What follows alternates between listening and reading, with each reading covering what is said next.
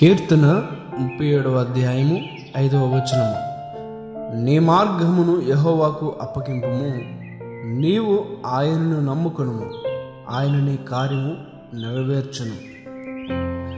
మన మార్గములను యెహోవాకు అప్పగించిన ఎడల, మన దేవునికి అప్పగించిన ఎడల, ఆయన నమ్ముకునే ఎడల ఆయన మన కార్యములన్నింటినీ ఆయన నెరవేర్చే దేవుడు.